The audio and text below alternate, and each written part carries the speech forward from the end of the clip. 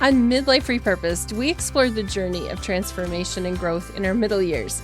And today, I want to reflect on some pivotal moments in history, my response to how those affect human rights and the gospel, and where we go next if God is stirring up a desire in us to advocate for others. We'll talk about the last 50 years or so, and if you're a midlifer, then this is your history too. Welcome to Midlife Repurposed. If you're craving inspiration, practical tips, and a renewed sense of purpose, you're in the right place. Here, we embrace the messy, uncertain, and sometimes downright challenging turns of midlife with a dose of humor and an unwavering belief that there's treasure to be found even in the tough stuff. I'm your host, Michelle Rayburn, an author who's passionate about uncovering hope in the most unexpected places. Let's repurpose this season of life together. Hey friends, welcome back to Midlife Repurposed. Today's episode is one that's been stirring in me for a while. You know how midlife shifts your perspective? We start thinking less about where we're going and more about what we're going to leave behind. And lately I've been thinking on just how much has changed in my lifetime and how much of that progress isn't guaranteed. I want you to know right off the bat, this isn't about politics, this is about people. But I am going to be talking about human dignity, justice, and the responsibility that we have to ensure that progress isn't erased in an instant. Today, I want to take you on a journey through some of the pivotal changes that have happened in just the last 55 years, my lifetime. And I want to talk about why we can't afford to stay silent when human rights and freedoms are at stake. And really, I'm going to walk you through a little bit of the history and then talk about how God has shaped and changed my perspective on how I used to present the gospel when I was a young college student, going door to door on campus, and how I see the gospel and what Jesus is calling to right now. If you grew up going to church and you were part of faith circles, then I'm guessing you'll find some parts of my journey that you can relate to. And even if you can't, I hope that we can learn from one another just by hearing each other's stories. And so that's why I present things like this, because I learn from your story and you learn from my story. I've spent a lot of time on this podcast talking about organizing our time and growing our faith or making the most of midlife. But talking about that sort of thing just in this moment feels a bit like commenting on how beautiful my sailboat is while watching other boats on the lake around me capsize. I'll be back to some of those topics again, don't worry. But for today, this is where God has been nudging me to pay attention. And he's asking me to see how my existence isn't in a vacuum. And he's asking me to open my eyes to see what is around me and see how it matters. So maybe a bit of my journey and a look back at modern history will speak something to you today too. As we get started, let's look back at some change. Let's go back to 1969, the year I was born. When my first cry filled the delivery room, my father was nowhere in sight. Not because he didn't care, but because back then, most dads just didn't join the moms for birth. They stayed in a waiting room down the hallway, and they waited for that nurse to come out and bring them into the room. That started changing around that time. So there were some dads in the delivery room in 1969, but today it's almost unheard of for a father to miss the moment that his child enters the world. That's just one small shift in how the world has changed. There are bigger and more significant changes too. For instance, did you know that just 4 years before I was born, the Voting Rights Act was signed into law, which banned discriminatory voting requirements like literacy? Or that in 1974, when I was 4 years old, women still couldn't get a credit card or loan without a man co-signing for them. A husband, a father, an uncle, a brother, a friend, someone had to vouch for their financial decisions. The Equal Credit Opportunity Act, the ECOA Act, changed that. And 2 years later, protections were expanded to include race, religion, national origin, and more. And then thinking back even way long before I was born, It's been almost 250 years since the Declaration of Independence was signed in 1776, but only for the last 50 years could a woman be assured that someone couldn't deny her that ability to borrow money or own her own house or a business. Did it really matter for the women who weren't buying their own homes or cars or running businesses? Well, this is the question that has made me pause and think. If something doesn't affect me, does it really matter? I live within circles where this is very much how we've always thought. If it doesn't affect me, why should I care? But faith teaches us, my Christian faith teaches me to love others as I love myself. Yet it's really easy to slip into a mindset that says, if something doesn't affect me, why should I care? I have rights, and someone else's lack of rights doesn't really impact my life. But that kind of thinking is harmful. We're not just individuals, we're a whole. What happens to one part of the body affects the rest, and especially because we fall under what we call the body of Christ, and that body of Christ is around the world. The believers who follow Jesus are from around the world, not just in my neighborhood. And when someone else loses their rights, their dignity, or their ability to thrive, it diminishes us all. And I know that's hard to see, but that's where I've been looking lately, because it's easy for me to fall into that it's not affecting me mode. But loving our neighbors means standing up for them, even when the struggle isn't our own. Jesus didn't walk past hurting people. He stopped, he saw them, and he acted. And that's what we're called to do as well. We also can't see people as projects. That's something in my faith-based background that was often the thing, is that people who were homeless or people who needed help were projects. And that's so wrong. They're equals. They're humans made in the image of God for us to want their best well-being as well.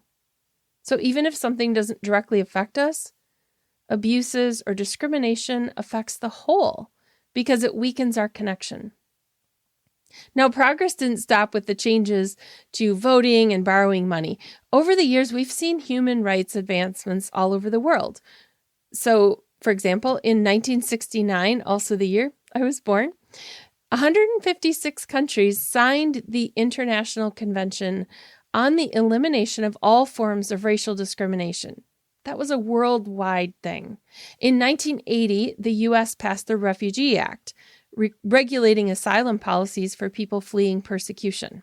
And then in the late 90s, Nelson Mandela played a key role in dismantling apartheid, which that is an Afrikaans word for apartness, the separation between races. He played a key role in dismantling that in South Africa, and this was a system that had upheld racial segregation for decades. In 2007, the UN passed declarations protecting the rights of Indigenous peoples and those with disabilities. Now, I could go on and on. That's just a sampling of what has happened in my lifetime. It would be a history lesson if I went through all of it, but I also am not going to go through all of that research today in this podcast venue. But you can do some research. There's some fascinating stuff out there, even from the Smithsonian Institute, that explains how some of the things that have happened even in the last 50 years affect who we are today. But one of the things that I really want to talk about is the fragility of that kind of progress. As midlifers, we've seen enough to know that progress isn't permanent. There's been a lot of change. And because it isn't permanent, it has to be protected. As a midlifer, we've lived through enough cycles where the gains have been made. We've seen things happen in the world, or maybe we've heard our parents talk about them, or maybe we were so isolated that we didn't hear any talk about them. But what would happen if some of the gains slowly eroded away or suddenly were stripped away? Lately, I've been feeling the weight of that truth and that possibility. I read a news story just this morning of the conditions in which some people seeking asylum now find themselves, and it was really hard to read. They're not in the U.S. right now. They're not in their home country where a return would lead to certain death. They're waiting with their passports confiscated to be moved to a jungle for holding in tents in Central America. I don't know if they've been vaccinated against dengue fever. I don't know the full ramifications of the conditions. I doubt that they have all those vaccinations before they go to the jungle. And there were some reporters that were able to get near to the hotel where they are currently being held before that move to the jungle. And women were holding up signs to the windows of this glass hotel, and they were begging for rescue as their children around them pressed their faces to the windows. There was a man gesturing for help. There were people threatening to harm themselves because of the conditions they are in. And while we might not all agree on the specifics of policy, I think we can agree on this. When people's dignity and their safety and their rights are at risk, we should care. Because when protections disappear overnight, we don't just lose policies. We lose people's trust and security and the ability to live freely. And when somebody else is suffering, we suffer too. So I was thinking then, what do we do? Well, one of the things we can do first is we can break the silence. We can express our thoughts. When we see something, we can say something. I've been talking since the day I was born. You can ask anyone who's known me for a long time. My parents will verify I've been talking for a long time, and I had a lot to say, and I've had opinions about everything, and sometimes nothing important to say at all amid all of those opinions. But when it comes to human dignity, I sense God calling me to not be silent. And so even though there's been times where I needed to be more quiet, this is not one of them. And I know that speaking up carries risk. I know that some of you listening may not agree with everything I say, but I know that silence has a cost too. And we don't have to let this become a conversation about party lines at all, because it isn't about that at all. We can instead make it about people, about their lives, their dignity, and their ability to thrive without fear that their rights will disappear with the stroke of a pen. I know that it's hard to let yourself care. I've been there in different stages of my life. And sometimes we keep ourselves from caring by not seeing. As a young college student on a state campus, I really thought I had it all together. I know now that I had nothing together, but on the outside, I thought I did. And I thought, I really had something to speak of, and I was better than other people. And so I needed to make sure that the way I presented the gospel sort of came across that way. And I want to give you an example of how that went. So I went door to door in the dorms, sharing my Christian faith with others. We would knock on doors. I would go with a friend sometimes, generally not alone. It would be either a leader from the organization I was part of or a friend. And we would ask people if we could talk with them for a few minutes. And I realize now, looking back, that I was numb to them as people. I saw projects or problems, sinful behaviors or choices I didn't agree with. I didn't see their real pain because it would have made it too difficult to deliver my prepackaged messages. I think it would have made my voice crack or tears flow if I had really seen people as people. I would have had to throw away my little booklet with the 4 spiritual laws and break away from lectures. I would have had to have conversations with people that wasn't about me just flipping through pages and talking about sin, but more talking about solutions and really talking about the person of Jesus, and in many ways just expressing who Jesus is through those conversations. I now know that the gospel isn't the booklet. It isn't a canned speech. It's caring about people no matter their status or their adherence to social norms. It's not about the boxes they check on a form for race or gender or their address, location, religion, or anything like that. The gospel is the love of Jesus for all people. It's not for some neighborhoods and not for others. It goes across boundaries and barriers to provide what we can't do for ourselves. And then we're called to stay so connected to Jesus that we're one in the same with his desires and his characteristics. Now, how do we move forward from here? Well, here's my invitation to you. Just listen. Look beyond politics and see people who are impacted. So I guess that means looking and listening. And we don't have to agree on every issue. We can agree that human dignity is worth protecting.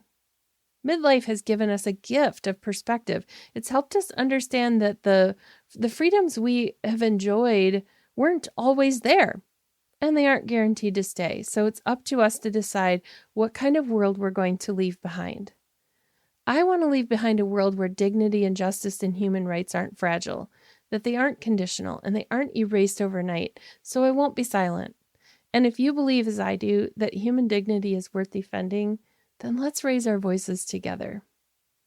I want to thank you for being here today, for listening and for caring. If this episode spoke to you, I'd love to hear your thoughts, and I invite you to share it with somebody else who might need to hear the message today, or who might also want to join you in speaking up. You can also connect with me on Substack and leave a comment or send a private message there through Substack. I want to hear your thoughts. I want to have a dialogue. I want to hear what God is stirring in you as well.